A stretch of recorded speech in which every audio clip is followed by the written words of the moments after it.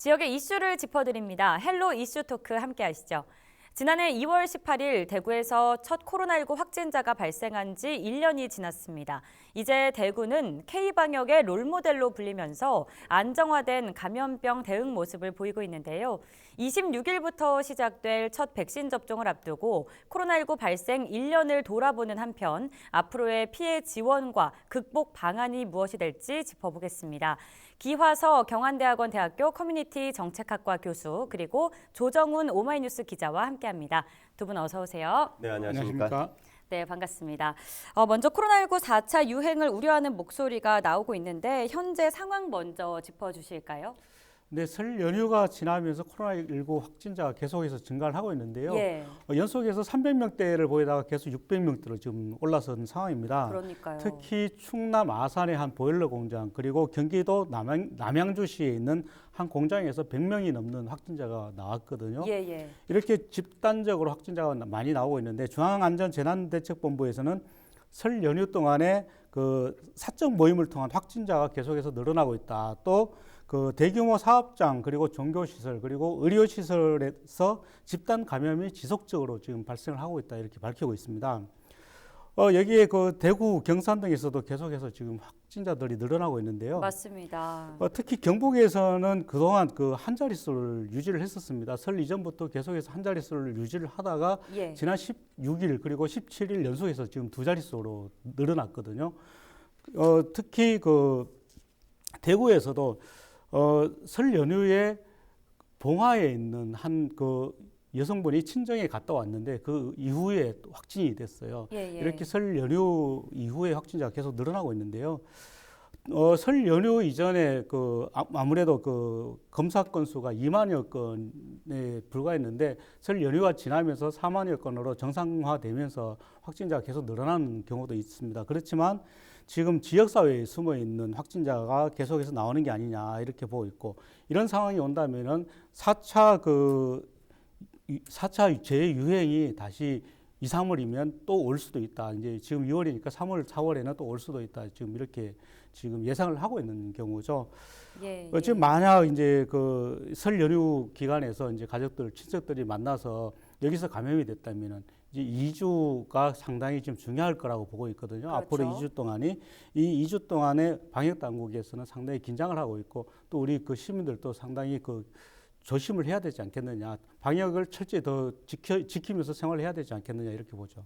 그러면은 2주 뒤면 뭐 어쨌든 2월 말까지는 상황을 좀 예의주시 해봐야 될 것 같습니다. 아무래도 대구, 경북 모두 26일부터 백신 접종이 시작되기 때문에 긴장의 끈을 늦춰서는 안 될 것으로 보이는데요. 이 백신 확보 계획이라든지 확보 상황은 어떤지 궁금한데 조 기자께서 계속 취재를 해 오셨죠. 네, 그렇습니다. 경상북도 그리고 대구시도 마찬가지인데요. 경상북도는 부지사 그리고 대구시는 그 부시장을 단장으로 하는 코로나19 예방접종 추진단을 지금 구성을 했습니다. 예. 그리고 26일부터 그 접종을 하기 위한 만반의 준비를 지금 하고 있는데요. 우선 그 26일부터 접종하는 사람들은 요양병원 그리고 요양시설의 65세 미만의 그 환자들입니다. 환자들 그리고 종사자들을 대상으로 이제 접종을 하게 되는데요. 대구에서는 요양병원과 요양시설에 모두 210여 곳의 시설에서 그 입원 환자 그리고 입소자 또 종사자 등 만여 명을 대상으로 예방접종을 하게 됩니다. 그리고 경북에서는 그 442곳에서 2만여 명이 예방접종을 하게 되는데요. 대구 경북에서는 모두 이제 65세 미만의 약 3만여 명 정도가 아스트라제네카라는 백신을 26일부터 3월 10일까지 1차 접종을 합니다. 예. 그 이후에 4월에 2차 접종을 할 예정입니다. 그리고 또 3월에는 이제 고위험 의료기관 그 종사자 그리고 코로나19 그 1차 대응 요원 등 대구 경북에서 약 4만 4천여 명 정도가 예방접종을 할 예정입니다. 예. 그리고 우리 시민들은 과연 언제부터 맞을 것이냐. 우리 시민들은 빠르면 7월부터 이제 지역별 예방접종이 실시될 예정이라고 하는데요. 위탁 의료기관 등에서 접종을 받을 수가 있습니다. 시민들은 빠르면 7월부터네요. 네, 그렇습니다. 네, 백신 접종 계획을 상세히 설명해 주셨는데요. 그런데 그동안 이 백신의 안전성을 믿지 못하겠다는 여론들이 있었단 말이죠. 특히 대구 경북 지역에서 백신을 믿지 못하겠다는 반응이 많았다고 하죠. 네, 그 통계 데이터가 나왔습니다. 예. 지난 1일 국회 미래연구원이 국민들을 대상으로 해서 백신 접종 의향과 관련된 국민 인식 조사를 했습니다. 예. 그 결과 전체 평균적으로는 60% 정도는 맞을 의향이 있다. 예. 그리고 또 24.6%는 아예 맞을 의향이 없다. 사실 염려스러운 일입니다. 그렇군요. 국민 4명 중 1명은 아예 맞을 의향이 없다. 물론 시간이 지나면 또 경과를 봐야 되겠지만 좀 염려스러운 부분이긴 하고 또 이제 방금 얘기하신 대로 지역별로 봤을 때 예. 대구가 전국적으로 가장 낮습니다. 백신 접종 의향이 있다는 비율이 36.9%밖에 안 됩니다. 상당히 낮은 그렇죠. 수치네요. 예. 그 다음에 그 낮은 수치도 대전이라든지 전북, 경북의 경우 뭐 40%대. 그리고 좀 높은 곳은 이제 인천을 비롯한 다른 광역 지자체는 70%대에 지금 조사가 나왔는데 예. 대구가 36.9%라는 굉장히 낮은 수치죠. 이런 부분은 이제 이러한 그 우려를 낳고 있죠. 이 방금 그 우리 조정훈 기자께서 이제 여러 가지 그 백신, 뭐 아스트라제네카라든지 우리가 언론 통해서 너무나 많이 보고 있는 그렇죠. 이 백신의 각 종류에 대해서 이제 그 국민들이 이제 불안함을 느끼고 있다는 거, 안정성에 있어서 특히 이번 조사에서 또 30%가 넘는 응답자가 불안정하고 그리고 신뢰성이 없다. 맞기가 불안하다. 백신이 그만큼 안전하지 그렇죠. 못하다고 생각하는 그렇죠. 거죠. 실제로 예. 그런 요소들이 또 많이 나왔으니까요. 예, 근데 이게 나오고 어떤 있습니다. 문제가 앞으로 또 만들어지냐면은 이 정부가 추진하는 전국적인 목표 올해 10월에서 11월 정도까지는 전 국민들 80% 플러스 마이너스는 접종하게 해서 소위 말해서 집단 면역에 도달하게끔 하는 것이 정부의 목표인데 이런 식의 인식 조사라면 많은 분들이 백신 접종을 거부하게 되면 이 그 방역에 전국적인 차질이 빚어지지 않을까 굉장히 염려스럽습니다.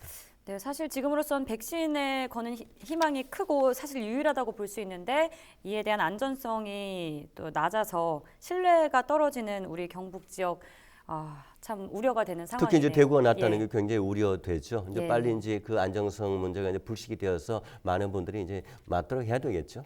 예, 네. 대구가 36.9%로 낮은 수치라고 말씀해 주셨습니다. 집단 면역이 형성되는 시기를 11월로 내다보고 있는 만큼 또 접종 기간에 방역의 고삐도 늦춰서는 안 될 것으로 보입니다.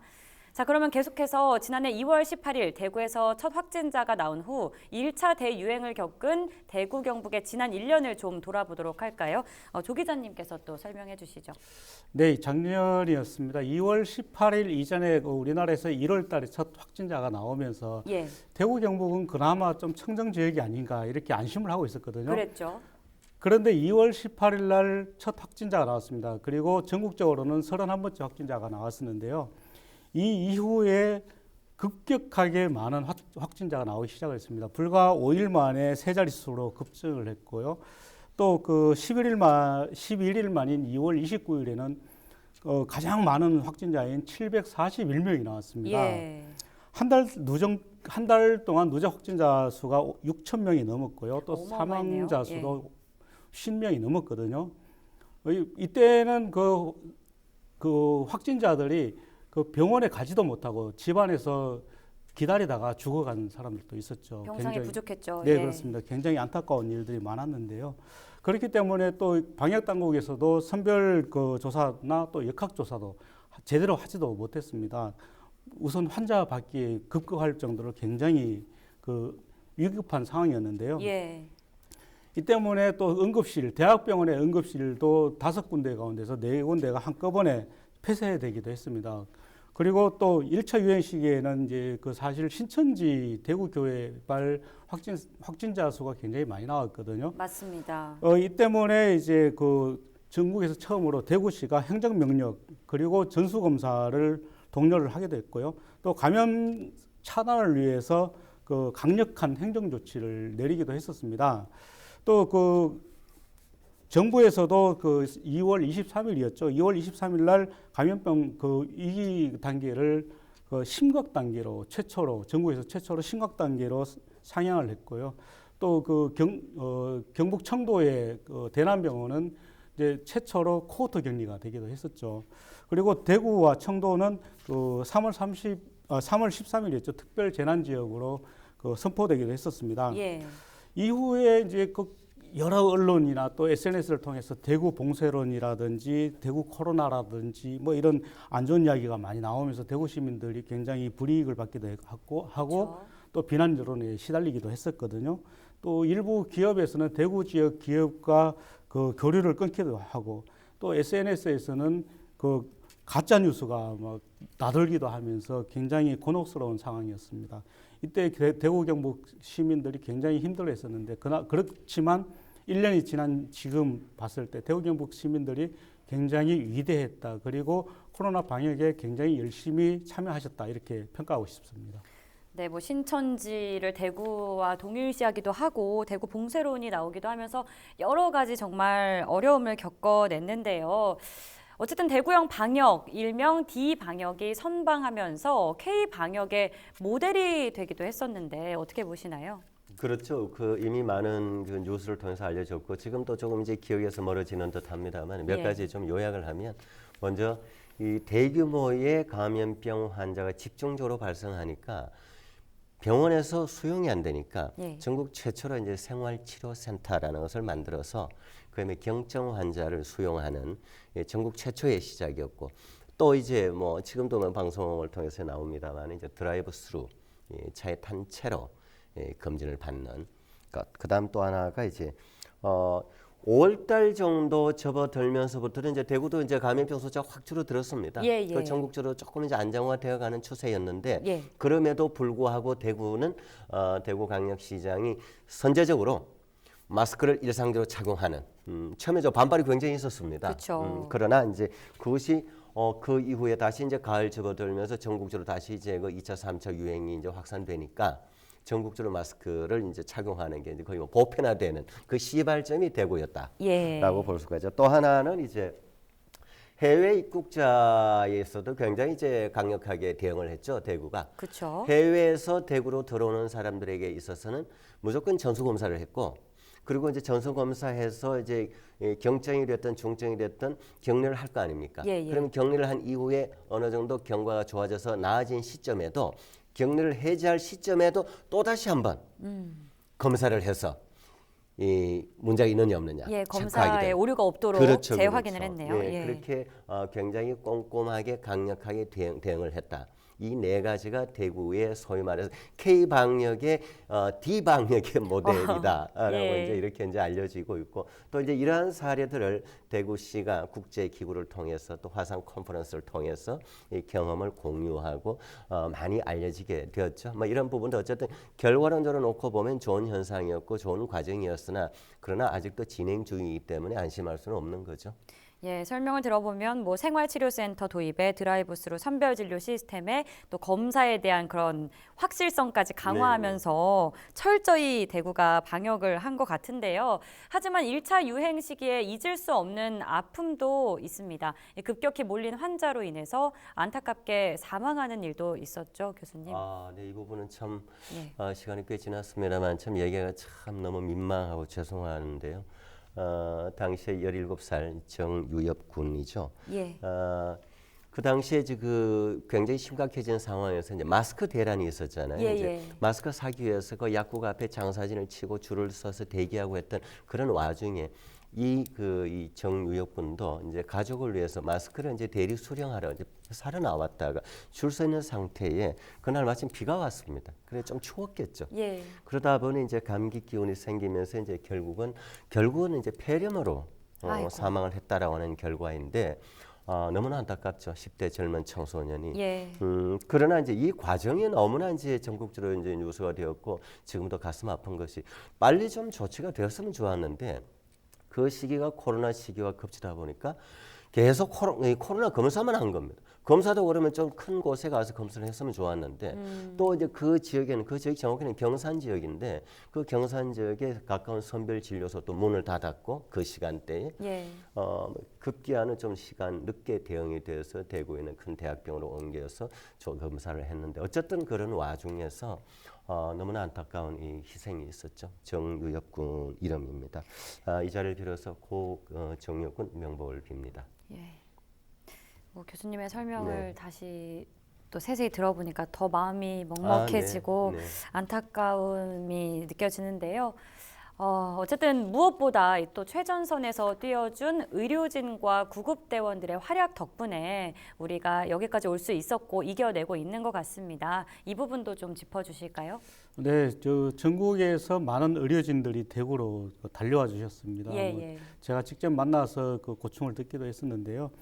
무엇보다도 그 사람의 생명을 살리기 위해서는 달려올 수밖에 없었다 이렇게 얘기를 많이 하시더라고요. 예. 그리고 이제 군의관이라든지 또 간호장교 그리고 공중보건의 등 이런 그 의료진들도 대구로 많이 오셨는데요. 약 그랬죠. 3천여 명 정도가 왔습니다. 예.